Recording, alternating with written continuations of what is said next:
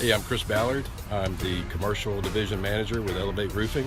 We're in downtown Charlotte at New Hope Missionary Baptist Church, and we're working on a flat roof for these folks this week. They've got some rubber roof with rock ballast that's failing. We're going to replace that for them. I'm Aaron Neely with Elevate Roofing and Exteriors. So we're here today at New Hope Missionary Baptist Church in Charlotte. This job came to me based on referral.